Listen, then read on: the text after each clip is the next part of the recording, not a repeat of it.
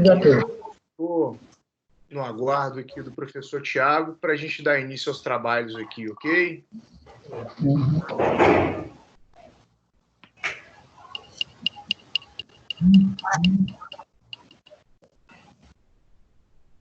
Vamos lá, pessoal. Muito boa noite a todos. Sejam todos muito bem-vindos ao primeiro seminário jurídico online, na qual trataremos acerca dos impactos da Covid-19 no direito. Esse evento foi organizado pelas professoras Andresa Lage e Sara de Oliveira, em parceria das faculdades Pitágoras Guarapari e Pitágoras Serra. Neste primeiro painel, o professor Alisson Agib Souza Cabral e eu, o professor Tiago Brito de Mello, trataremos aqui sobre a segurança jurídica das audiências, por videoconferência em tempos de pandemia. Tá certo? Professor Alisson, muito boa noite. Está me ouvindo, professor? Aí, agora foi. Boa noite, professor Tiago. Tudo bem? Tudo jóia. Pois é, pessoal. Hoje a gente vai tratar dessa temática aqui, acerca dos impactos aí, acerca de segurança jurídica nas audiências aí por videoconferência. E eu e o professor Tiago Brito, a gente vai tecer alguns comentários aí, bem simplórios acerca do tema. E a sistemática vai ser a seguinte, teremos aí, 1 hora para que eu e o professor Tiago, para a gente, possa desenvolver a ideia aqui, debater o tema, certo? E no final dessa 1 hora, teremos aí 15 minutos que serão abertos para eventuais dúvidas de vocês, para alguma hipótese interessante, alguma dúvida que surgir entre vocês aí, tudo bem? Vamos começar então, professor Tiago? Vamos lá, professor Alisson. Primeiramente, pessoal, a gente vai pedir que todos mantenham os seus microfones desligados, por gentileza, para evitar ruídos, E, ao final, nós vamos disponibilizar para que vocês possam, como o professor falou, vamos abrir para perguntas. Então, nós vamos disponibilizar o tempo para quem quiser perguntar alguma coisa, ok? Primeiramente, pessoal, a gente tem que analisar que esse tema, audiência por videoconferência, é um tema que está sendo muito falado recentemente, nos últimos 2 meses, principalmente, esse tema está sendo muito, muito falado, sobretudo após a resolução do CNJ, após a resolução do CNJ. E a gente tem que falar aqui, entender que tudo que é novidade, de certa forma, causa no primeiro momento, uma certa resistência, por parte das pessoas. E aí, de um modo geral, essa resistência vem por parte dos juízes, alguns juízes também estão resistentes, advogados, os próprios jurisdicionados, mas é um caminho que, na realidade, é um caminho sem volta e, de certa forma, 2 coisas estão sendo analisadas nesse primeiro momento, que é a questão da celeridade processual, da razoabilidade, da duração razoável do processo, e a questão da tutela jurisdicional buscada pelo jurisdicionado. A gente sabe que toda vez que uma pessoa busca a tutela jurisdicional, busca a guarita do Estado, é porque ela está necessitada. Então, existe um jargão, que a gente fala no direito, que a justiça tardia nem sempre é uma efetiva justiça. Então, por essa razão, existem, o CNJ, por meio dessa resolução, ele fez essa previsão de que essas audiências, nesse período, as audiências e as sessões, de modo geral, fossem realizadas por meio de videoconferência, e a gente até parece que no primeiro momento é novidade, uma coisa tão nova, sendo que na realidade é um instituto que nem é tão novo assim. Já existe previsão, inclusive, no nosso próprio CPC, tá certo? Então, mas existe uma certa resistência, Não tenha dúvida que existe uma certa resistência, sobretudo no que diz respeito à segurança jurídica, sobretudo no que diz respeito à segurança jurídica. E aí, professor, eu até, aproveitando o gancho, Gostaria que o senhor falasse um pouco sobre esse conceito de segurança jurídica, o que vinha a ser efetivamente essa segurança jurídica para a gente. Soares. Perfeito, perfeito, professor. Agradeço a palavra.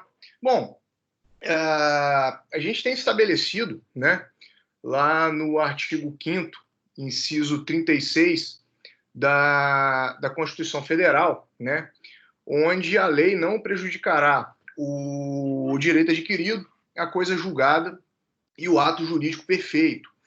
Então, nessa levada aqui, é importante a gente analisar, né, o seguinte: quando a gente, né, inicialmente, o jurisdicionado pretende, né, ingressar com a reclamação trabalhista perante o Poder Judiciário trabalhista por si só, já há alguns requisitos, né, que já o favorecem na condição de parte, né? Então, isso na prática significa dizer inicialmente que todas as vezes que o trabalhador ele se vê necessitado, né, de ajuizar uma demanda na justiça, a gente já parte de uma presunção relativa favorável ao trabalhador de que ele teria razão, né? E isso pode até impactar no início, por quê? E ele teria razão por quê nesse sentido, né? Obviamente porque o sujeito na condição de trabalhador, empregado, subordinado, né, ele como requisito para complementar a relação de emprego, ele precisa de receber salário. Então, a contrapartida que o empregador tem nessa relação jurídica denominada emprego vai ser justamente o salário, né? Então, aonde entra a questão de segurança jurídica nesse sentido aqui? A gente pode elencar de uma forma bem tranquila, né, que a segurança jurídica ela seria uma estabilidade, né, na relação jurídica e uma proteção, uma confiança, exatamente no que toca aí, né, à hipótese do processo por si só.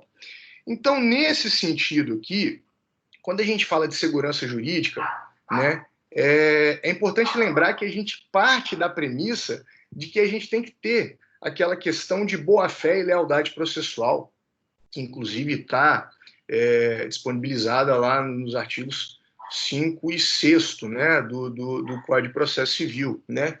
Então a gente já imagina que as pessoas, as partes, né, elas se comportarão de forma proba no processo.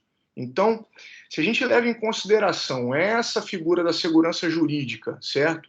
Como questão de estabilidade processual e como proteção, né, que a parte tem ao ajuizar a sua demanda trabalhista, a gente já imagina e conclui que quando o sujeito ajuiza a reclamação trabalhista, partindo da premissa que o crédito, né, que é tratado no processo do trabalho, o bem da vida, né, no processo do trabalho, ele geralmente se redunda em salário, né, e para esse efeito, os próprios direitos trabalhistas, eles são reconhecidos como direitos sociais, né, já que eles estão elencados lá no artigo 7º da Constituição Federal, a gente já verifica de plano, né, que o próprio magistrado, na colheita da prova, ele não teria, pelo menos em tese, o total controle, né, da audiência, ele também não teria, né, o controle da colheita de provas. E isso, em tese, para efeito, né, dessa segurança jurídica que a gente estava comentando até agora, isso, em tese, lhe traria, né, e desculpa a redundância da palavra, aí, uma insegurança jurídica, né? Então, nesse ponto, se eu for analisar que a verba trabalhista tem caráter de alimento, né, e que o trabalhador, no momento que ele ajuiza a reclamação trabalhista, ele já parte de uma presunção relativa que ele é favorável, né, que é advinda, inclusive, né, do próprio princípio da proteção, se a gente for traçar um panorama aí bem rápido acerca dessa segurança jurídica, a gente já pode começar a imaginar que ela ficaria mitigada, né? Já que, num conceito bem básico aqui, a gente atrelaria esse conceito de segurança jurídica, que está estabelecido lá no inciso 36 do artigo 5º, justamente aí, né, como uma estabilidade processual e uma proteção, né, oriunda do próprio processo. Não sei se o colega, né, o professor Tiago, concorda com isso, tem alguma coisa a acrescentar? só para aproveitar, né, o ensejo, a gente vem verificando que a resistência, de um modo geral, está muito em relação às audiências de instrução e julgamento, né? Porque será nessa audiência de instrução e julgamento que haverá a colheita de provas. No que diz respeito às audiências de conciliação, e aí o professor depois pode até dar um testemunho que recentemente, né, participou de uma audiência de conciliação. As audiências de conciliação, em tese, não trazer nenhum prejuízo sistemático, né, para o processo, não tem sofrido tanta resistência como as audiências de instrução e julgamento. Porque o grande problema que se tem, existem alguns problemas, né, na realidade, em relação a essas audiências por videoconferência. E um dos problemas, um dos questionamentos que se faz é o seguinte: até que ponto os depoimentos prestados, né, por videoconferência serão fidedignos? Até que ponto não haverá uma mácula, né, dos depoimentos prestados? A gente falou, o professor falou da questão da boa-fé, que deve pairar, né, em toda a relação processual, mas a gente sabe, sobretudo no campo trabalhista, que muitas vezes, em busca, né, da defesa dos seus interesses, as partes levam testemunhas totalmente descompromissadas com a verdade, né? Então, você vê uma audiência trabalhista, uma instrução, na qual tem três testemunhas de cada lado, né? Parece uma coisa absurda. Então, uma audiência, por exemplo, que é tratado de horas extras, as testemunhas vamos supor a hipótese, né, do reclamante está pleiteando aí 2 horas extras por dia, 3 horas extras por dia, aí vem as 3 testemunhas dele e falam: o quê? Se ele fazia hora extra? Fazia muito, fazia 5 horas extras por dia. Quer dizer, exagera, né? Exagera. Aí, por outro lado, as testemunhas do reclamado faziam hora extra, que nada, ele saía 1 hora mais cedo, né? Então, há essa questão toda. Então, se isso já acontece durante uma audiência presencial, né? Imagine isso por videoconferência. Quem garante que do lado de lá da câmera, né, não tem alguém instruindo essa testemunha o que ela vai dizer por trás da câmera, né? Alguém instruindo. Então, o que é colocado muito em discussão e vem sendo colocado no que diz respeito às audiências trabalhistas, especificamente, é até que ponto esses depoimentos prestados por essas testemunhas serão fidedignos. Até que ponto não haverá nenhuma mácula nesses depoimentos, né? Porque, como eu disse, a relação processual no que diz respeito à colheita de provas, numa audiência, o juiz ele tem total sensibilidade de perceber, né, um gesto, né, de repente a própria parte ou até o seu patrono, se fizer um gesto para a testemunha, se fizer um sinal, isso por videoconferência, esse tipo de coisa vai ser muito limitado, né? O juiz terá uma limitação muito grande nesse particular. E aí, aonde que vem toda a questão em jogo, isso comprometeria efetivamente essa segurança jurídica, porque a gente não teria como medir, né, ter uma exatidão se efetivamente aquela testemunha ali falou claramente, por livre e espontânea vontade e de forma verídica, né? Então, por isso que a gente sempre fala que essas resistências estão sendo muito maiores no que diz respeito à audiência de instrução e julgamento do que na de conciliação. A audiência de conciliação, ela está sendo um pouco rejeitada, não por esse motivo de colheita de provas, né? Está havendo uma resistência menor, né? Mas está havendo ainda também uma resistência em relação às audiências de conciliação, mas pelo aspecto tecnológico da coisa. Muitos colegas já têm idade, muitos colegas não têm acesso à tecnologia e, consequentemente, ficam impedidos, né, de exercer literalmente a sua profissão. Eu até brinco com meus alunos, professor, que hoje em dia o advogado, futuro advogado, os acadêmicos que estão nos assistindo, eles têm que se preparar além do direito. Eles têm que se preparar para as questões tecnológicas, né, para a utilização. Pouco tempo, quando entrou em vigor o PJE, o processo judicial eletrônico, Foi um quantos desespero. advogados... Oi? Foi um desespero, né, professor? Foi um desespero. Por quê? Por conta do aspecto tecnológico que foi utilizado e que muitos advogados tinham essa resistência.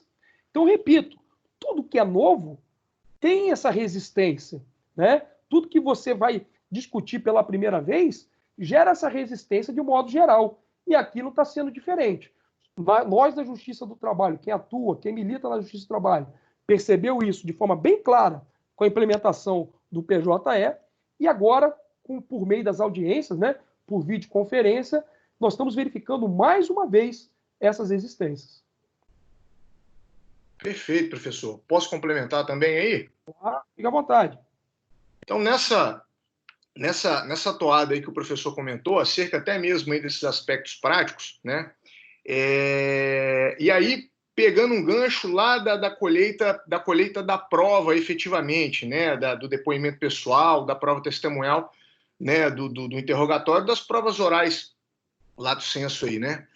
A gente já vislumbra uma série de problemas, né? Como o próprio professor mencionou, a gente já vislumbra diversos problemas na própria audiência. Isso, né, na audiência de forma presencial, né? Às vezes é o advogado da parte, quando a parte está, né, sendo inquirida pelo juiz pelo interrogatório ou por meio do depoimento pessoal, quando requerida pela parte contrária. E às vezes a gente até verifica que o advogado da parte contrária, né, fica ali tentando mexer com a cabeça, indicar, tentando fazer um sinal ali para que, né, o seu respectivo cliente responda, né, determinada pergunta feita da maneira que defenda os seus próprios interesses, né? E, lógico, estou falando isso da parte, efetivamente, tanto autor quanto réu, né? Então, nesse sentido, se até mesmo ali de forma presencial o juiz já fica vendido, né? Às vezes não percebe, isso não é o advogado de uma parte também que às vezes comenta e chama a atenção do juiz nesse sentido, essa situação passa batida, né? E passa batida exatamente aí numa grave violação, né? Pelo aspecto de segurança jurídica, né? Com desdobramento aí, boa-fé e lealdade processual. Né? E aí, olha que outro ponto interessante. Se você leva em consideração, né, tirando a parte aí do interrogatório, do depoimento pessoal, se a gente leva em consideração, por exemplo, né, lá o 824 da CLT, né, que a gente tem lá que o juiz providenciará que o depoimento de uma parte não seja, de uma testemunha não seja ouvido por outra. Né? Então, pensa o problema que a gente tem nesse sentido. Porque, em tese, né, uma testemunha adentra a sala de audiência, certo? E ela fica lá, ela presta o depoimento dela e ela fica dentro da sala de audiência para que ela não saia e, obviamente, não contamine, né, a produção da prova testemunhal. Né? Então, nesse sentido, pensa o seguinte comigo. As testemunhas não tem como o juiz garantir, nem como o juiz verificar, e nem tem nenhuma medida que asseguraria esse ponto para verificar que o juiz teria certeza, ou que a parte contrária teria certeza, de que a testemunha está sozinha na sala, de que ela não está recebendo, por exemplo, mensagem via WhatsApp pelo celular, né, pelo advogado ou pela parte, enfim, que seja. Né? Inclusive, nas audiências presenciais, alguns juízes, né, no momento da oitiva da testemunha, né, até determina que o celular da testemunha fique guardado no bolso, exatamente para evitar essa contaminação. Então, pelo viés de segurança jurídica, certo, a gente tem um outro problema também, né? Não apenas, né, nesse ponto generalista da colheita da prova oral, tanto do depoimento pessoal, quanto do interrogatório e da prova testemunhal, quanto um outro ponto de fragilidade, né? Ou seja, eu havia mencionado lá no início que o juiz não tem controle da audiência, que de fato ele não tem, certo? E nem na audiência presencial ele tem, quiçá na audiência, na audiência virtual. Então, esses aspectos práticos, eu acho muito importante a gente comentar aqui, até mesmo porque, muito embora a gente tem aqui, né, a presença aqui de outros colegas e também, né, a presença aqui dos nossos queridos estudantes, é que já fique claro desde logo que, muito embora, né, a audiência virtual ela seja uma novidade, uma novidade que vem criando resistência entre advogados, entre juízes, entre até o próprio Ministério do Trabalho, em alguns aspectos, né, a gente, a partir de então, tem alguns prejuízos, né? Não necessariamente para o trabalhador, especialmente na conta dele, que o seu direito pleiteado ele tem caráter de alimento, até mesmo porque salário tem caráter de alimento, né? E é isso que gera, na minha humilde opinião, uma presunção relativa favorável a ele, até mesmo como expressão de aplicação do princípio da proteção no campo processual, além das outras medidas, né, que a própria CLT comenta, mas a gente tem esses problemas aí, né? Então, é de bom tom que se saiba, né, que, infelizmente, embora o que se espere do processo seja, né, a aplicação de segurança jurídica, né, pelo aspecto objetivo e probo, especialmente no comportamento das partes, né, na prática, infelizmente, a gente não tem. Foi o que o professor comentou no início, né? Numa audiência presencial, a gente tem alguns prejuízos, né? Uma testemunha, a testemunha do autor, por exemplo, fala que ao invés de 3 horas, ele fazia 5 horas extras. Vem a testemunha da empresa, fala que por seu turno, ele não fazia hora extra. E que quanto fazia, estava anotado e pagava. Ou seja, a gente não tem um denominador comum nem na audiência, né, presencial, quiçá na virtual. Então, de fato, a gente começa esse panorama aí de uma maneira muito negativa, pelo menos nesse aspecto aí de segurança jurídica, né? E aí,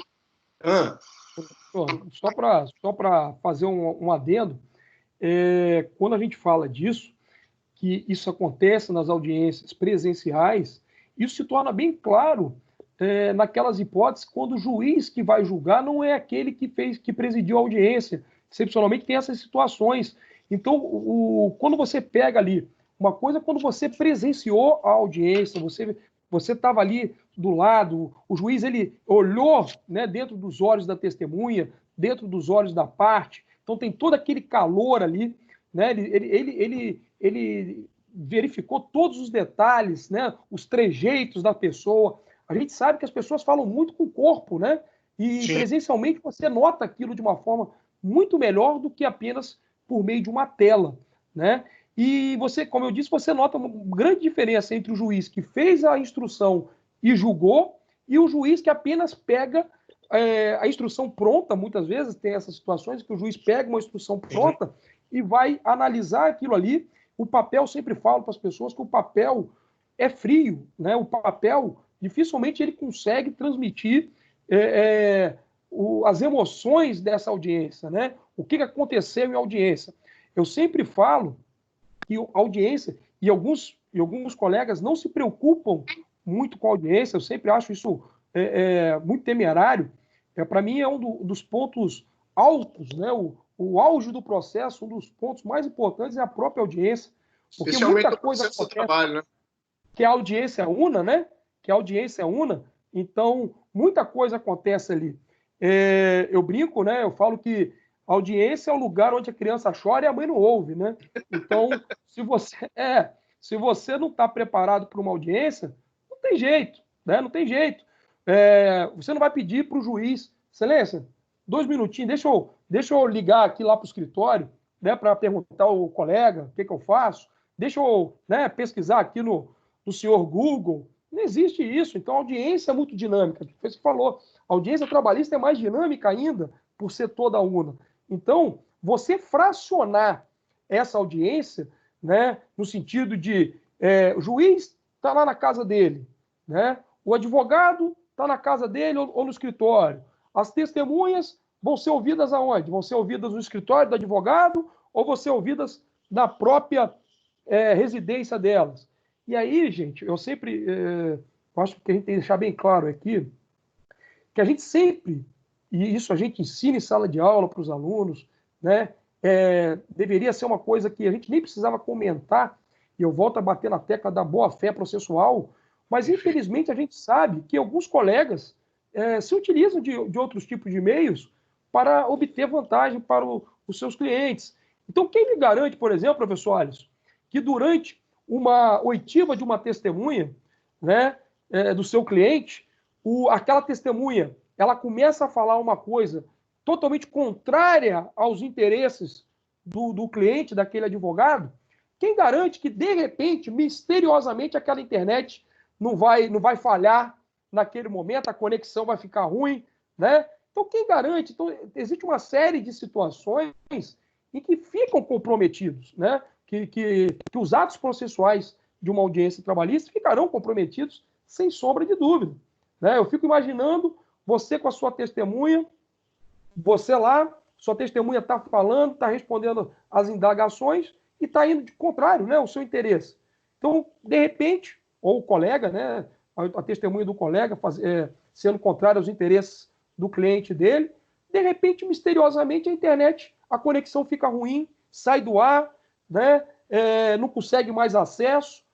E aí? Quem vai garantir que realmente houve essa falha, houve essa impossibilidade? Outra coisa, só que se me permite rapidamente, a gente sabe que essas audiências, elas são pré-agendadas, né? Elas são agendadas com antecedência. Quem me garante, aí fica mais para o lado do reclamado, né, dos empregadores, quem me garante que num dia marcado, no dia agendado, aquela testemunha dele vai ter algum problema de conexão, né, de repente conexão, de internet ou de algo parecido? Quem garante que efetivamente aconteceu esse problema ou vai acontecer esse problema? Né? Então fica uma coisa, nós entraríamos num campo da subjetividade muito grande. E em direito, o campo da subjetividade muitas vezes é perigoso.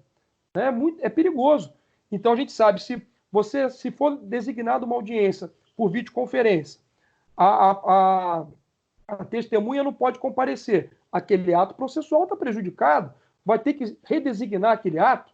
E aí quem está advogando para o reclamante vai pensar o seguinte: olha, vem cá, eu acho que aquela parte contrária, eu acho que a reclamada está querendo ganhar tempo. Eu acho que a parte contrária está querendo postergar o processo. Então, são uma série de detalhes que a gente tem que analisar de forma bem cuidadosa, de forma bem tranquila, para evitar que haja, pelo menos, dúvidas acerca do procedimento e acerca de que a parte contrária realmente está de boa fé. Né? Eu ouvi recentemente de um juiz trabalhista, professor, uma coisa bem interessante, dizendo o seguinte: se no processo todas as partes sempre agissem com lealdade, com boa fé, muitos problemas seriam resolvidos de forma mais fácil, né? Sobretudo na justiça do trabalho. Então, mas infelizmente, e aí, né, geralmente por parte do empregador, empregado também, mas sobretudo às vezes por parte do empregador, existe esse tipo de manobra jurídica para tentar fazer com que haja essa postergação aí, né, de uma audiência, de um ato processual. Agora, por outro lado, a gente também não pode aqui ficar falando, né, só colocando os aspectos negativos, né, os aspectos negativos desse tipo de procedimento. Muito pelo contrário, existem inúmeros pontos positivos que a gente tem que analisar também, esses pontos positivos, e principalmente o porquê que está sendo possibilitado esse tipo de audiência.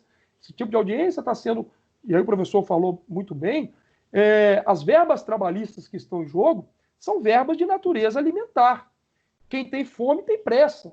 Então, às vezes, você não vai ter como, né, ficar adiando a audiência, postergando uma audiência, sendo que a pessoa, o empregado que pleiteou aquilo em juízo, ele está precisando daquela verba, ele está precisando daquele dinheiro, inclusive para se manter.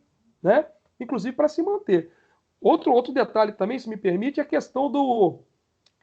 também eu particularmente entendo que isso vem evitar também, e aí só para lembrar, apesar de agora, né, a gente está nos valendo, né, por causa da resolução do CNPJ, perdão, do CNJ, né, do CNPJ, já está pensando em empresa, está pensando em CNPJ, da resolução 314 do CNJ, isso é um instituto que o próprio CPC já faz a previsão dessas audiências por videoconferência.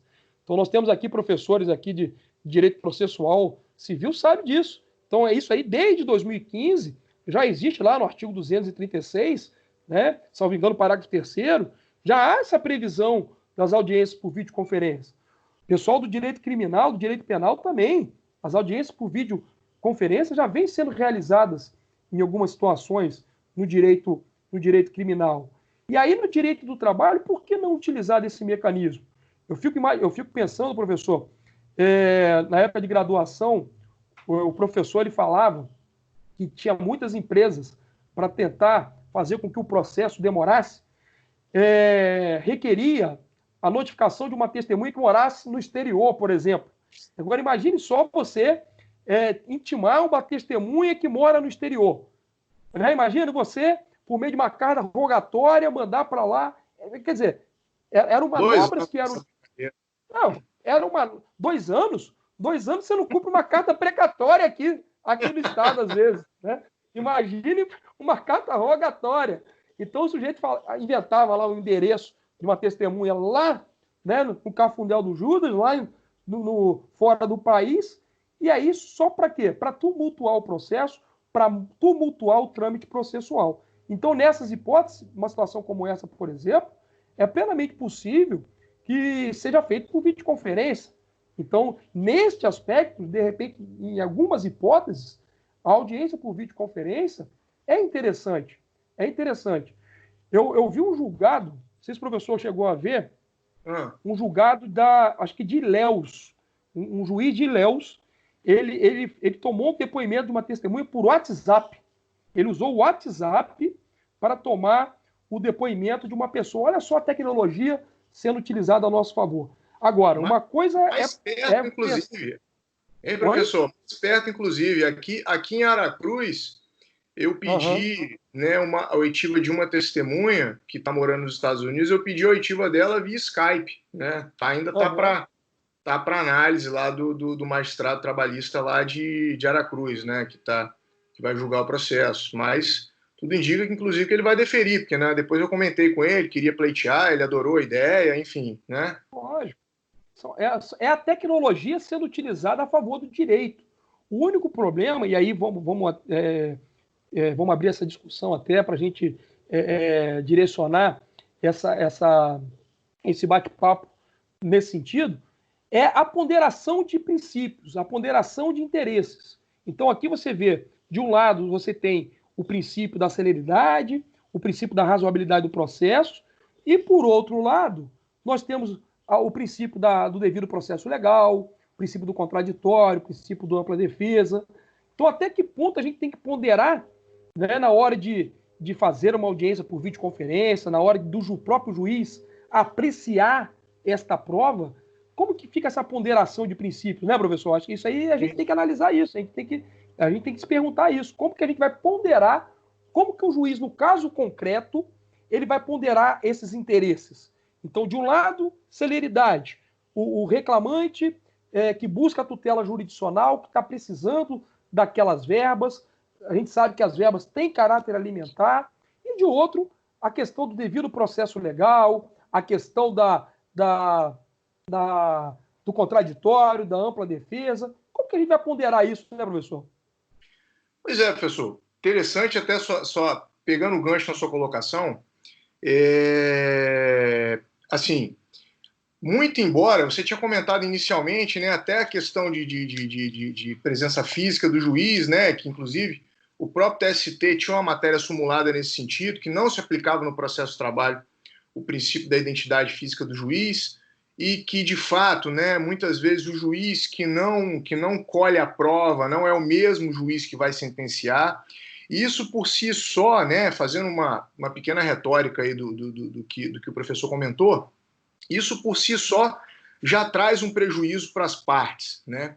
Então é até muito interessante nesse ponto levar em consideração que se a prova colhida pessoalmente já pode sofrer esse revés, porque, como muito bem dito pelo professor, o papel é frio, né?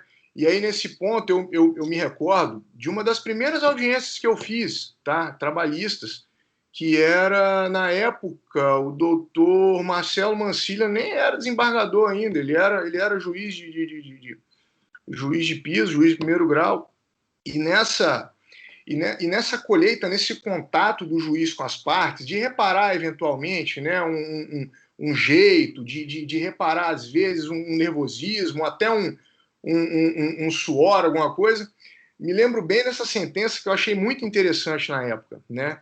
Porque o caso por si só já era um caso polêmico à época, era um caso de assédio moral e assédio sexual, uma das primeiras reclamações trabalhistas que eu havia pegado à época. E naquele ponto a sentença, né, embora procedente, né, para minha cliente, o próprio juiz ele veio narrando, né, fazendo um resumo, né, na sua fundamentação acerca lá, né, dos seus respectivos capítulos da sentença. Ele veio fazendo um resumo das emoções ou das expressões que eram realizadas pela testemunha. Olha, a testemunha fulano de tal, que foi testemunha da empresa reclamada, o ar-condicionado eu me lembro que estava frio e a testemunha suava.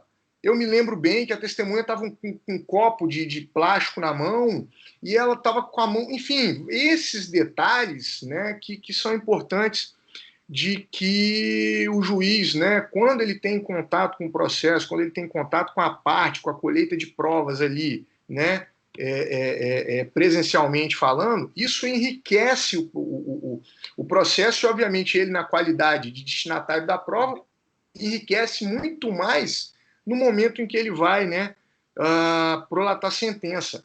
Então, se a gente até então, né, já em tese criticava a colheita de provas, ou pelo menos a audiência, né,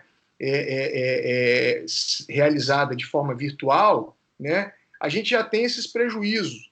E aí a gente analisando agora por esse viés de ponderação de princípios, né, então em tese, se a gente for colocar de um lado, né, devido processo legal, contraditório, ampla defesa, e dentro, né, dessas hipóteses aí, proporcionalidade e razoabilidade, né, como subprincípios, numa ponderação, né, com duração razoável do processo, a gente sabe, né, que um princípio, quando ele encontra com outro, ele não se choca. A gente pondera e vê o que se aplica melhor, né? Então, nesse ponto aqui, na minha humilde opinião, inclusive até já acompanhando a leitura de algumas outras questões parecidas aí, né, a gente verifica que, já que a verba trabalhista tem caráter de alimento, certo? E que, na maioria das vezes, o reclamante, no momento em que ele ajuiza sua demanda trabalhista, ele está vislumbrando exclusivamente o quê? Recebimento de salário atrasado, pagamento de verba rescisória, ou seja, seriam matérias tidas como incontroversas, né? Ou seja, tudo isso seria incontrovertido. Era dever, né, do empregador, no momento da relação de emprego, né, de ter cumprido com essas obrigações aí regularmente. Então, nesse ponto aqui, nesse choque de princípios, né, por essa regularidade formal do processo, a fim de que eu atinja o bem da vida de uma maneira mais coesa, ou seja, de uma maneira mais segura, certo? Eu acho que vale a pena muito mais aplicar o devido processo legal e, nesse ponto, retirar a duração razoável do processo. Ou seja, nesse ponto aqui, especialmente nessa situação excepcional que a gente vive hoje em dia, certo? Como bem dito pelo professor, de maneira ordinária, né, a gente já vê algumas empresas aí atuando no processo de má-fé, com todo o intuito do mundo de postergar o processo, né? Postergar por meio de recursos sem fundamento, criar incidentes processuais sem fundamentos, tanto na fase de conhecimento quanto na fase de execução, como bem dito pelo professor.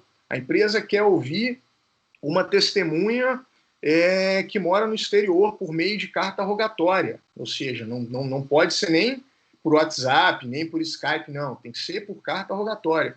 Inclusive, na prática, me deparo com uma questão dessa diariamente com uma certa empresa que eu tenho o costume de processar, né? Essa empresa, ela faz de tudo para postergar o processo. E ela, com toda a audiência, ela sempre requer a oitiva de uma testemunha misteriosa que nunca está na Grande Vitória. Ou ela está no interior do estado, ou ela está em outro estado, né? Então, assim, essas medidas, se no campo ordinário elas já acontecem, quiçá agora, de forma extraordinária. Então, voltando naquela retórica anterior, eu acho que é um campo fértil, né, para insegurança jurídica e para ausência de boa-fé e lealdade processual. Então, num embate, né, e aí até me expressei mal, não num embate, mas entre ponderar, né, devido ao processo legal e duração razoável do processo, eu particularmente fico com o devido processo legal para que o bem da vida, né, seja atingido de maneira, né, mais correta. Não sei se é isso, né, que o professor concorda. Não, com certeza. E, na realidade, quando a gente fala disso, são dois aspectos muito importantes que devem ser analisados, sem sombra de dúvida. Então, se por um lado eu tenho a celeridade do processo, por outro, eu tenho que respeitar minimamente o devido processo legal e, sobretudo, o contraditório e a ampla defesa, né? A ampla defesa é muito importante. Até porque, se você produzir uma prova e essa prova for produzida de uma forma errônea, né, uma prova que possa macular o processo de alguma forma, o resultado prático não vai ser o resultado esperado, principalmente para a pessoa, para a parte hipossuficiente, que é a parte, no caso, o empregado, né? Então, não se justificaria essa pressa, vamos dizer assim, por conta dessa situação. Muito embora o colega advoga para reclamante, né, para empregado, sabe que muitos colegas... Oi? Majoritariamente. Exatamente, mas muitos colegas que advogam nessa área, que advogam em busca, né, dos interesses do empregado, da parte hipossuficiente, estavam, inclusive, questionando a suspensão dos prazos. Os processos estavam com os prazos suspensos e muitos estavam questionando, justamente alegando a questão da hipossuficiência, a questão do caráter alimentar das verbas trabalhistas. Então, muitos estavam questionando, inclusive, a suspensão dos prazos. Muito embora a gente saiba que, foi o que o colega disse, né, o professor está falando, às vezes você acelerar um procedimento e esse procedimento se esse procedimento não estiver cercado de todas as garantias necessárias, né, para que se possa garantir efetivamente esse devido processo legal, essa ampla defesa, pode ser que o resultado prático não seja o resultado esperado. E aí, né, aquela história, o apressado come cru, né?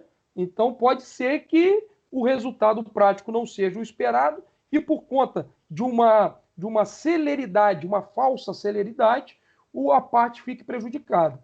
Repito, muitos são os questionamentos acerca desse tipo de audiência, né? No que diz respeito à ponderação de princípios e também em relação aos aspectos práticos.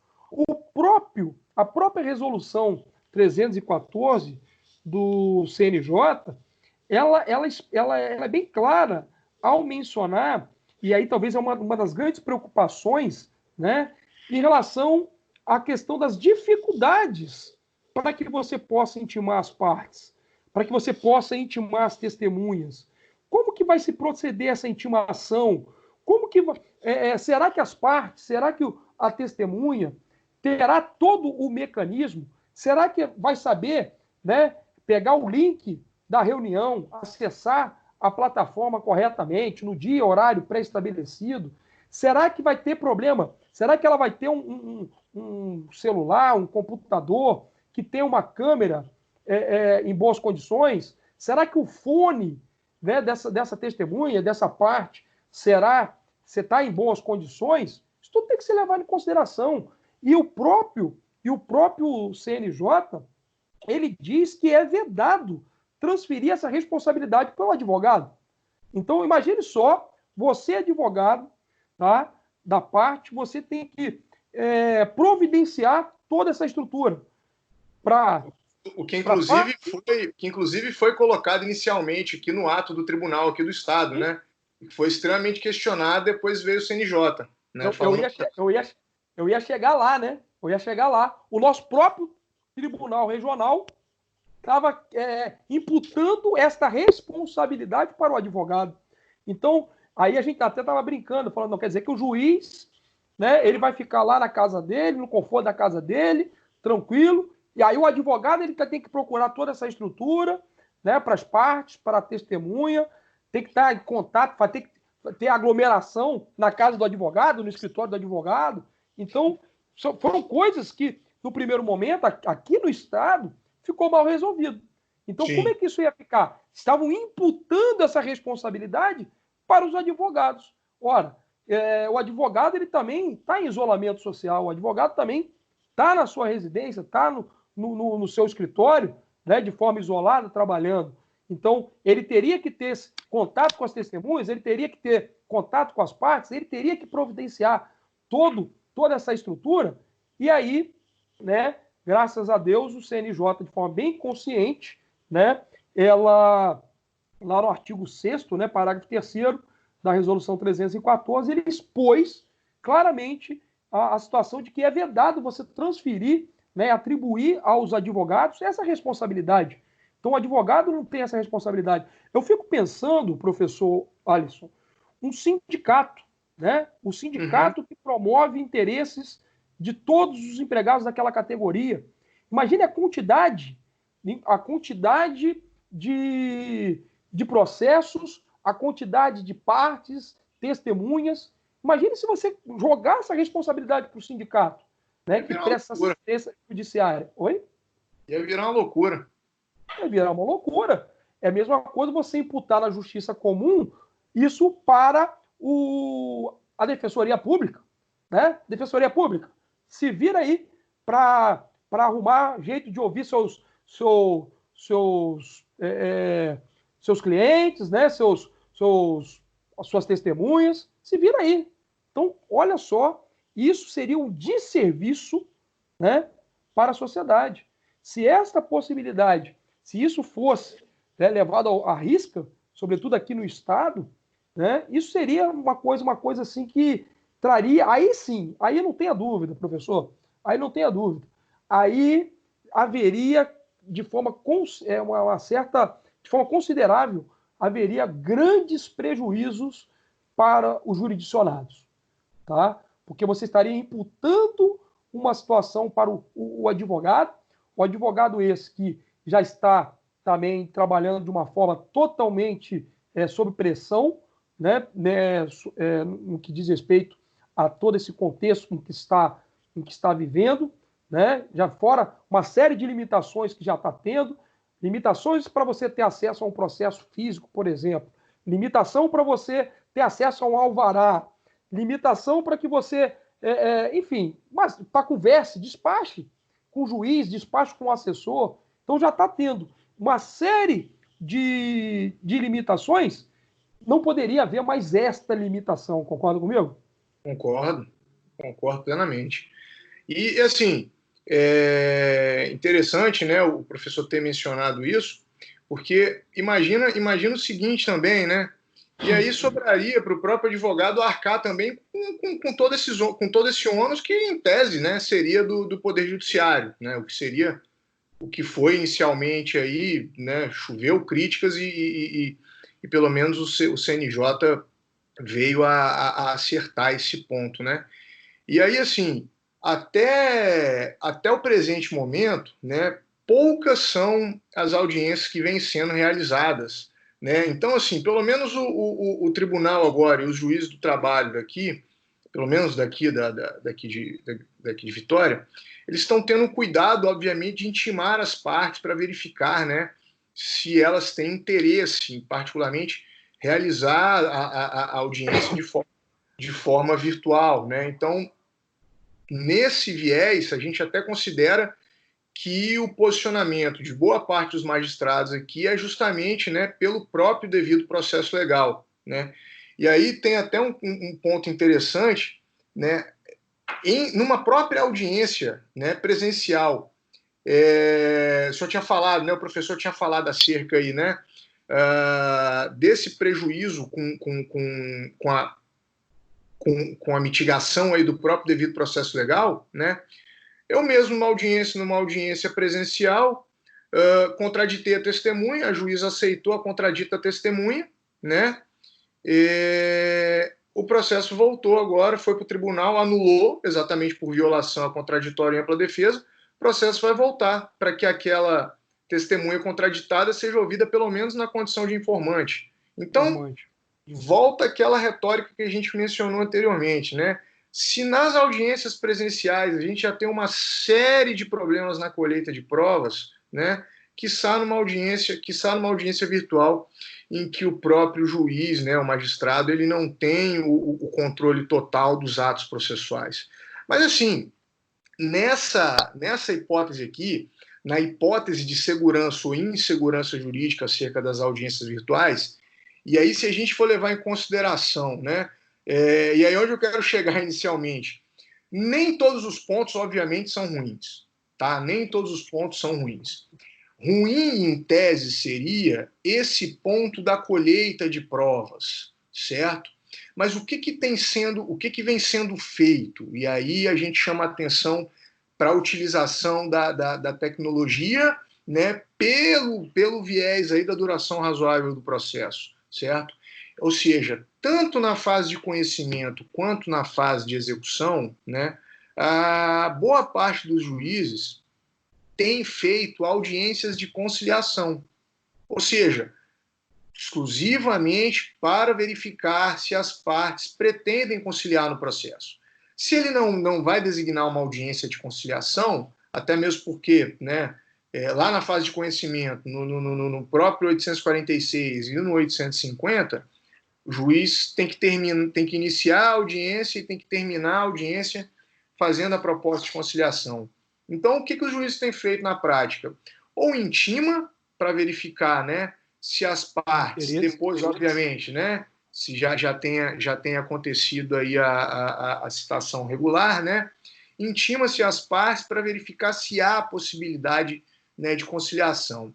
Na fase executiva, os processos estão sendo enviados todos lá para a Sejusc, né, para a Central de Conciliação, para que, de fato, sejam realizadas audiências, né, de conciliação em execução, que, por exemplo, e aí até o professor comentou, eu fiz uma audiência na semana passada, extremamente célere, o link funcionou direitinho, com a ata aqui, né, até foi pela plataforma Teams. Então, assim, pelo viés de colheita de provas, né, a gente pode concluir que, regra geral, teríamos prejuízo.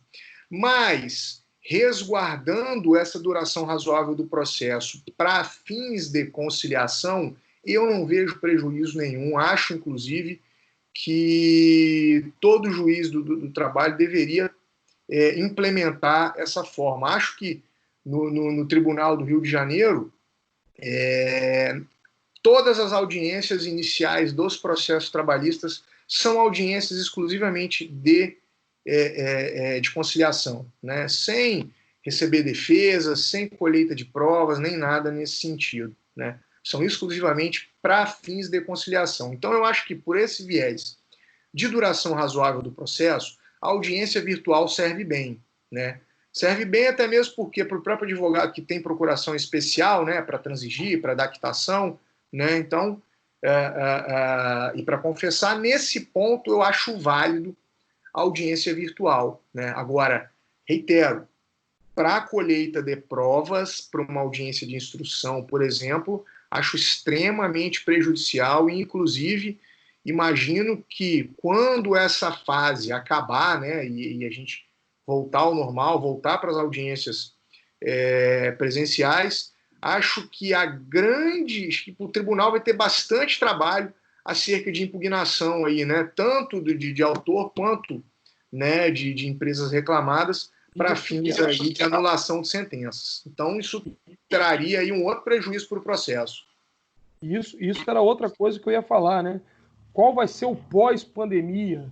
Então, será que hoje, as audiências realizadas hoje, elas serão impugnadas futuramente? A parte que sentir prejudicada, se sentir lesada, vai impugnar essa audiência por ter sido realizada por videoconferência? Isso é uma grande indagação também. Então percebam que aqui nós temos muitas indagações, muitas perguntas e poucas respostas, porque a coisa está sendo nova, né? Nós estamos trabalhando com várias suposições, mas, conforme o professor disse, no que diz respeito às audiências de conciliação, não está havendo tanta resistência. A única resistência, se é que está havendo, de forma mínima, é em relação às tecnologias que muitos advogados ainda não têm esse acesso, né?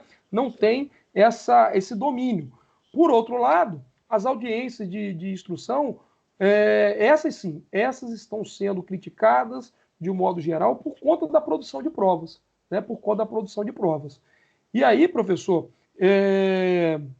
eu repito, em relação às audiências de conciliação, o que o advogado tem que fazer é se preparar para esse tipo de tecnologia nova, se preparar para esse tipo de audiência. Então, ao receber o e-mail, ao receber um link, né, da audiência, verificar se esse link realmente é um link da Justiça do Trabalho, foi a Justiça do Trabalho que emitiu esse link, verificar, confirmar a questão da data, do horário, verificar tudo certinho, verificar se os seus próprios equipamentos, né, como, por exemplo, o seu computador, né, a câmera, o seu microfone, estão funcionando em perfeitas condições, tá certo? E lembrando que, no que diz respeito às audiências por videoconferência, eu entendo que o profissional ele tem que se preparar ainda mais, né? O profissional, no caso aqui, o advogado, ele vai ter que se preparar ainda mais. Não que ele não se prepare para uma audiência presencial, mas no caso da audiência por videoconferência, tudo está sendo gravado, né? Então, lá nas audiências presenciais, o que vai ser gravado vai ser o depoimento, né? Vai ser o interrogatório, né? Por outro lado, na audiência por videoconferência, tudo vai ser gravado. Então, qualquer ato, qualquer fala errada, qualquer ato que ele deveria praticar e não praticou por uma desídia, tudo vai ser arquivado, né? Tudo vai ser salvo numa gravação que posteriormente, e como a gente sabe que a audiência é pública, isso pode futuramente, dependendo da atuação do advogado, se essa atuação não for uma atuação convincente, né? Se não for uma atuação profissional, pode gerar até, enfim, pode ir para a internet, pode gerar uma série de problemas, inclusive profissionais, para a carreira desse profissional, né? Sim. Perfeito. Professor, mais alguma indagação, mais algum posicionamento aí, alguma coisa para ponderar? O senhor gostaria Bem, professor, acho que, assim, concordo com a fala do professor, de fato, acho que, a partir de agora, a audiência virtual, né, pelo menos pelo viés de conciliação, aí, vai ser uma tendência, né, até mesmo porque ela corta custo, né, corta custo Sim. com deslocamento de parte, corta custo com deslocamento do advogado, corta custo, né, com o advogado e com a parte transitando no prédio da justiça. Então, eu acho que, assim, daqui para frente, como o professor bem disse, eu acho que o profissional, né, o operador do direito do futuro, ele tem que se adequar, né, à tecnologia, né? A gente até então fugiu, né, e agora ela caiu nas nossas costas aqui e, felizmente ou infelizmente, no meu viés, felizmente, vai ser uma tendência para a gente aí. Então, assim, se eu puder, né, só concluir, primeiramente agradecer a presença do professor Tiago aqui, agradecer a presença dos demais colegas, professores, estudantes, né, alunos, e para concluir que, de fato, acho que a gente tem um prejuízo, sim, né, acerca da colheita de provas, da audiência de instrução pelo viés de devido processo legal. Então, acho que, nesse aspecto, por esse momento de exceção, né, eu acho que essa medida seria muito extrema e colocaria em xeque aí o próprio devido processo legal em detrimento a essa duração razoável do processo. Com exceção, né, como o professor bem mencionou aí no final, com exceção, obviamente, aí das audiências de conciliação, né, que essas sim seriam um modo, né, um meio pelo qual, né, as partes e o próprio magistrado encerrariam o processo aí de uma maneira muito mais célere, né? Agradeço a todos, muito obrigado aí. Agora abro, né? Eu e o professor Tiago, a gente abre aí, né, para os debates, para eventuais dúvidas, certo? Fiquem à vontade aí. Teremos 15 minutos aí de debate agora. Isso aí, pessoal. Como o professor falou, o professor Alisson falou, vamos abrir agora para alguns comentários dos colegas, né? Agradecer também a presença de todos aqui presentes. Nosso quórum está alto aqui, então agradecer a todos os alunos, queridos alunos que estão aqui presentes, colegas, professores, né, que também estão nos prestigiando. Agradecer a todos vocês e abrir, né, para perguntas, para ponderações. Né? Estamos aqui à vontade, pessoal. Fique à vontade. Por favor. Boa noite, Tiago e doutor Alisson. Boa noite. Boa noite. Sou aluna do professor Tiago, meu nome é Denise e sou conciliadora do Sejus. Oi, Denise. Fiquei muito orgulhosa da fala, respeitosa do nosso trabalho, que é tão sério, que a gente faz com tanto carinho, né? E a gente tem realmente contribuído muito nesse momento para que o trabalho dos advogados também seja prestigiado nesse momento. A gente tem auxiliado muito nessa capacitação quanto ao sistema também, né? Para que conheçam. Então, eu tenho visto uma adesão muito grande, eles nos ligam com antecedência, nos procuram para saber como eles fazem para baixar o sistema, para como é que vão participar, né? Então, assim, a gente tem colocado nas notificações o telefone do conciliador que vai fazer a conciliação, para que, na hora, eles possam nos contactar caso haja algum problema. Então, assim, a gente tem trabalhado de forma muito séria para que dê tudo certo. E, doutor Alisson, é verdade, tem dado certo mesmo. Nosso trabalho de conciliação tem sido excelente. Adesão Denise, muito grande. Denise, eu fico feliz da sua participação, né? Inclusive você, mais do que ninguém, pode dar o testemunho, né, o depoimento de como vem funcionando essas audiências, né? Como você disse, você é minha aluna da faculdade, e a gente às vezes fica conversando e você sempre está falando, não, tem muito processo, tem muita coisa, as audiências estão acontecendo, né? Então você, mais do que nunca, pode dar esse testemunho, vamos dizer assim, para que os colegas entendam mais ou menos como que funciona, né, essa sistemática das audiências, sobretudo no que diz respeito às conciliações. Se você puder resumir rapidamente como que funciona para os colegas, eu acho que muitos colegas têm essa curiosidade, né? Como que é o passo a passo até chegar até você. Eu me lembro que acho que foi na aula passada ou na aula retrasada, a gente estava conversando dos aspectos práticos, né? De realizar um depósito, não foi isso? Aí você até brincou e falou, professor, ainda bem que eu estou vendo por outro ângulo, né? Porque quando eu vejo, já chega tudo pronto na minha mão, né? Então, a gente estava passando passo a passo desse lado, dessa operação toda que o advogado faz, até chegar até você. Então, muita gente não tem essa ideia também, como que é esse passo. Se você puder rapidamente resumir para o pessoal, né, e dar esse depoimento, que você trabalha com isso no tribunal, né? Então, seria muito interessante, muito valoroso para a gente. Bom, os processos, eles são selecionados de duas formas, né? Ou o próprio advogado pede, né? Ou as varas mesmo fazem a triagem e enviam. Então, no primeiro momento, nós encontramos muita dificuldade, porque a gente ainda não tinha nenhum ato do tribunal, então a gente tentava contactar os advogados e a gente estava... primeira coisa, o cadastro no PJE é muito antigo, então a gente não conseguia encontrar as pessoas. Então, depois que veio o ato do tribunal, e aí a plataforma do Teams, que foi colocada como oficial mesmo, nós decidimos, porque nós temos reuniões semanais com o juiz, que é coordenador do Sejus, o doutor Fabrício. Eu queria aqui até falar da responsabilidade desse magistrado, sabe? Que trabalho excelente que ele faz conosco. Toda semana nós nos reunimos, todo momento estamos em contato, sabe? Conversando, trocando ideias. Somos 3 conciliadores, né?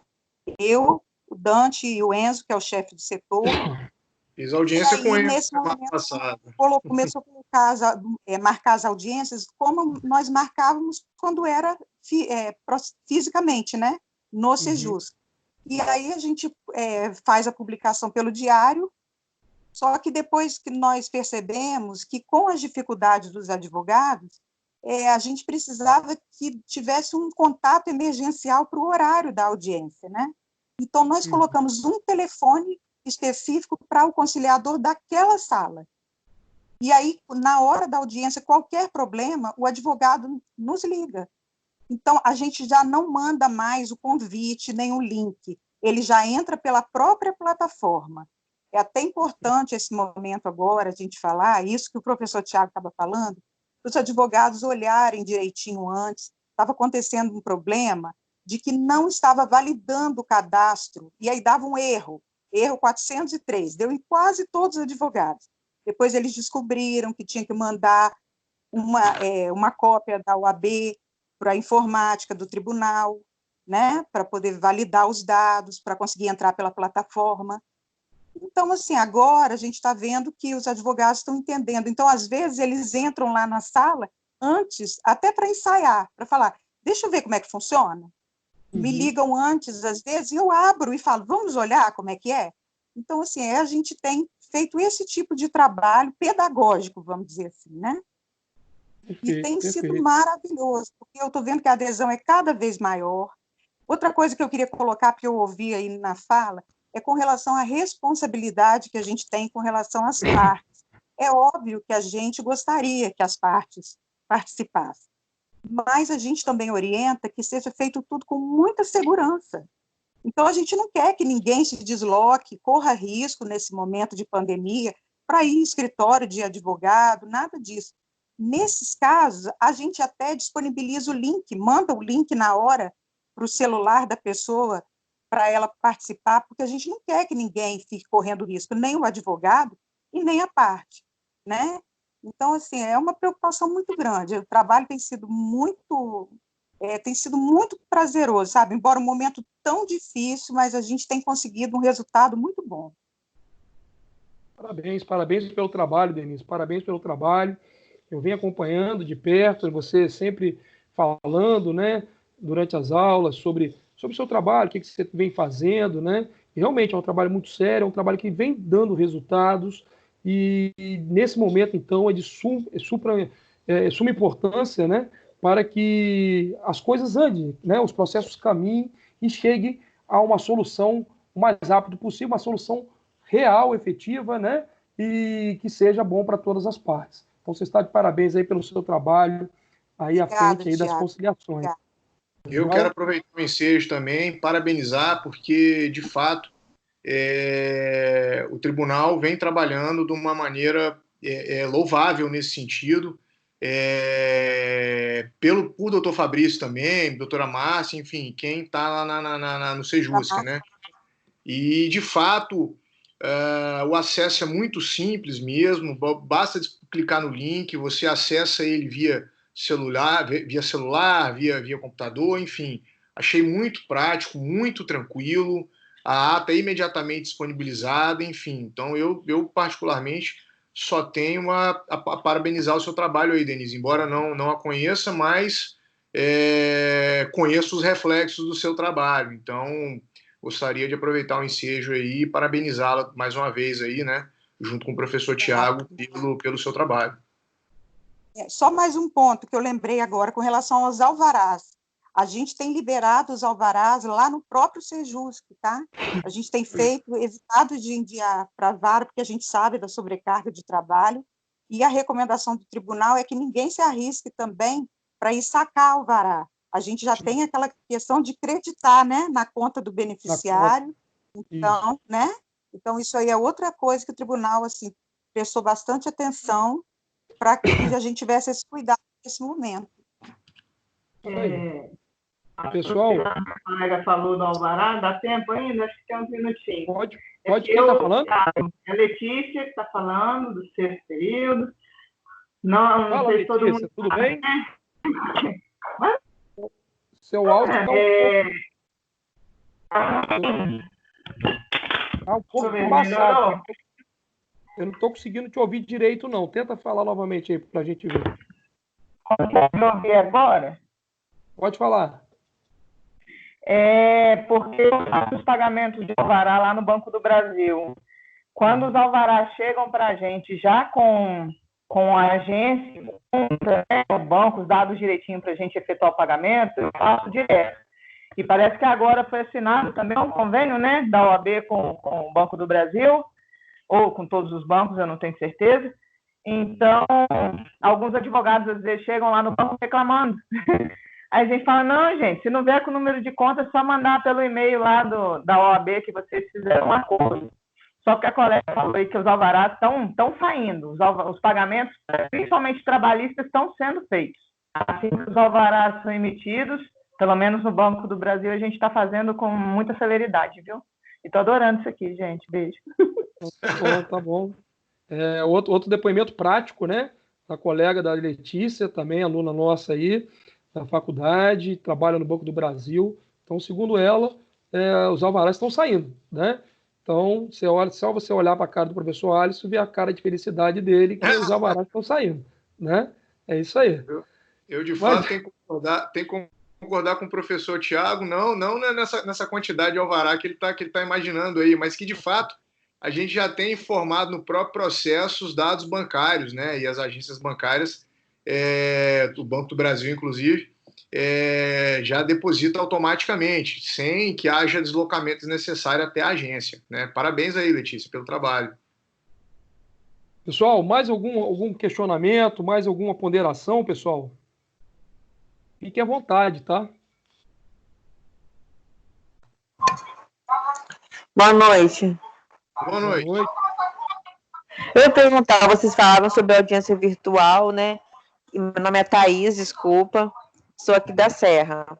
No caso, de acordo com nós estamos em uma nova era digital, isso a gente não pode negar, né? Então, a gente tem que se adaptar à nova realidade. Vocês acham que a posição do advogado, ele vai ser essencial ou, de algum tempo não vai ser tão necessária? É Thaís, né?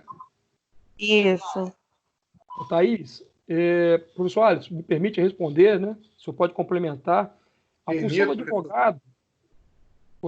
Então, a função do advogado, ela é primordial, né? Ela é primordial para assegurar os direitos, as garantias de todo cidadão. Então, é uma função indispensável, tá? E eu vejo que sempre será uma função indispensável. O que vai acontecer, e já está acontecendo, e não é de hoje, é o advogado ter que se transformar, ter que avançar também com o tempo. Então, aquela história do advogado que só tem conhecimento jurídico, isso já ficou no passado.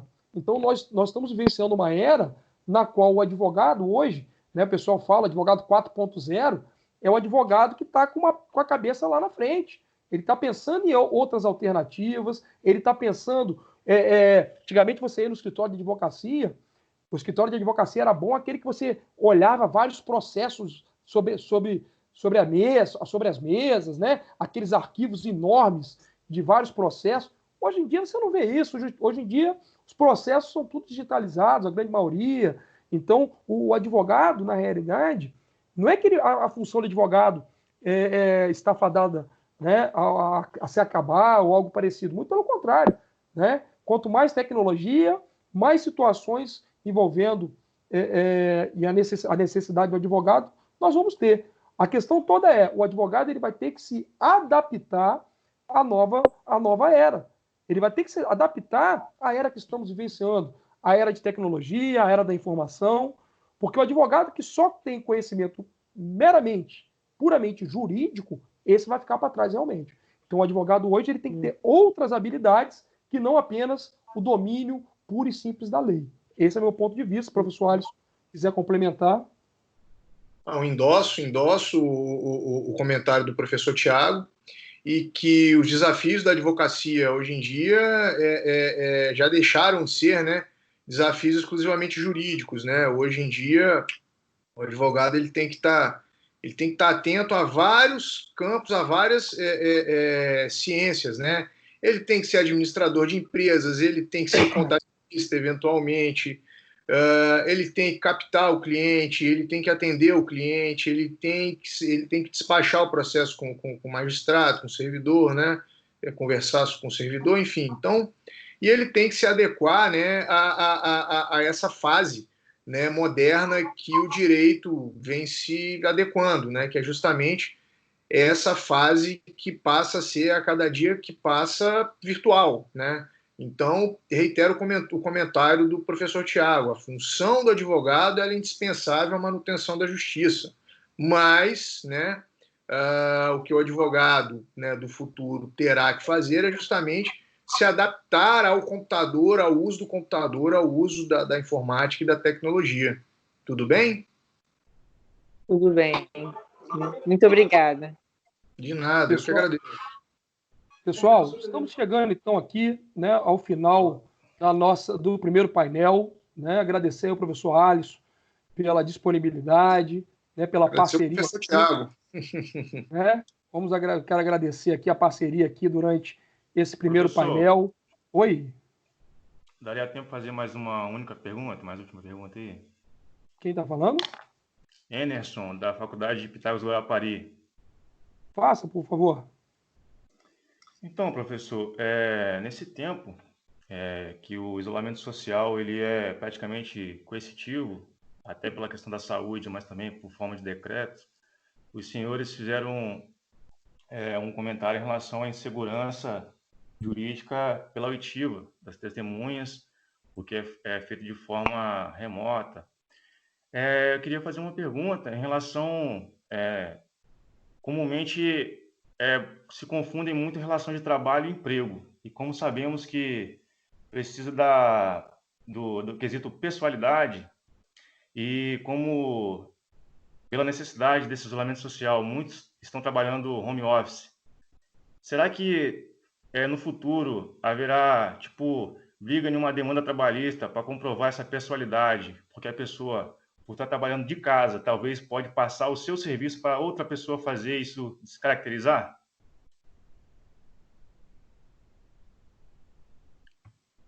Posso responder, professor Tiago? Por favor, professor. Desculpa, como é que é seu nome? Enerson. Enerson. Interessante sua colocação, né? Porque, de fato, o patrão não tem, em tese, como acompanhar ali, né, o cumprimento das obrigações que são inerentes ali ao contrato de emprego, né? Mas eu acho que o ponto aí, talvez, para solucionar o problema e para não colocar em xeque essa relação de emprego, seria o outro requisito, porque, em tese, esse empregado, que talvez não fosse ele que estivesse realizando, né, as suas atribuições da sua função, mas o requisito subordinação ainda permanece, ou seja, ele continua subordinado ao empregador, né? Ou seja, ele continua subordinado e ele continua tendo que atender a demanda do empregador. E não muito longe dessas hipóteses, a gente tem também as hipóteses do trabalho em domicílio, do trabalho à distância, do teletrabalho, que são relações de emprego e que englobam, né, essa hipótese aí de ausência ou não, ou de mitigação da pessoalidade por esse viés aí que você colocou. Tem alguma colocação para fazer, professor Tiago? Não, é isso mesmo. Isso aí, os requisitos, eles devem estar presentes, vai ser observado, mas o que eu venho percebendo é que tudo que está sendo relacionado, direto ou indiretamente, com essa pandemia, com esse isolamento social, de certa forma, os magistrados, de modo geral, têm visto com muito cuidado todo esse tipo de situação, né?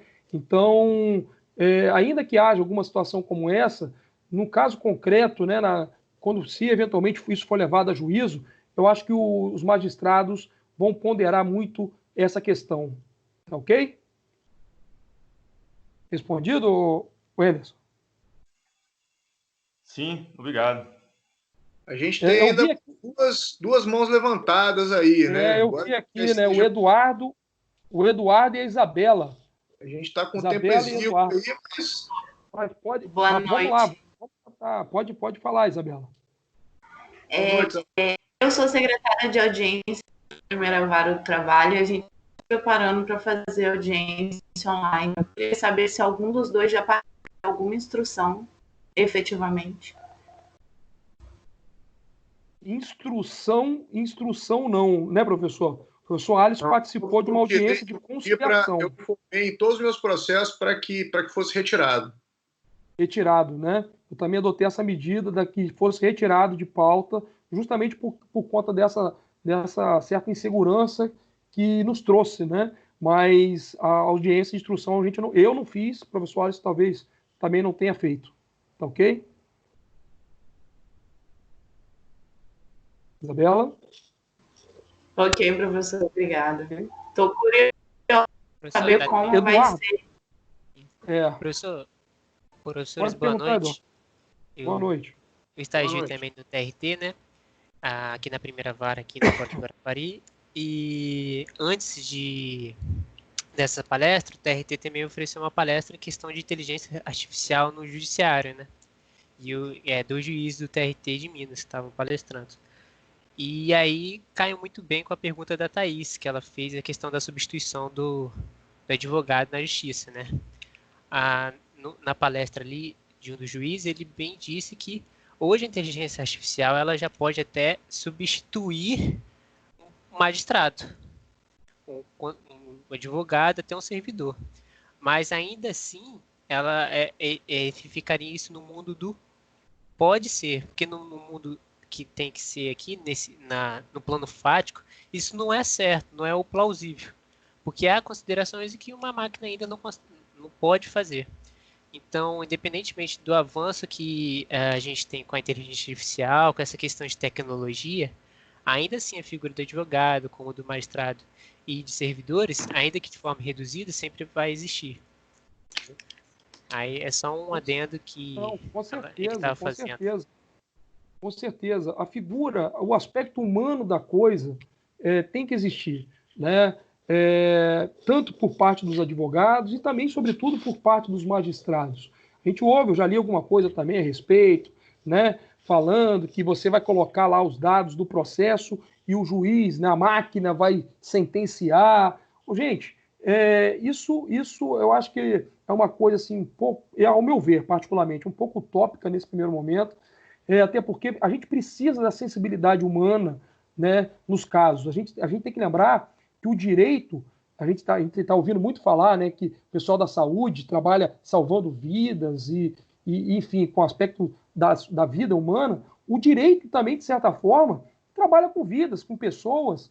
Então, a questão da sensibilidade é muito importante, né? Então, eu volto a repetir aqui, o advogado é uma figura essencial, primordial da justiça e indispensável, e sempre vai ter advogado, sempre vai ter. Agora, não vai ter o advogado que a gente conhecia, advogado de 30, 40 anos atrás.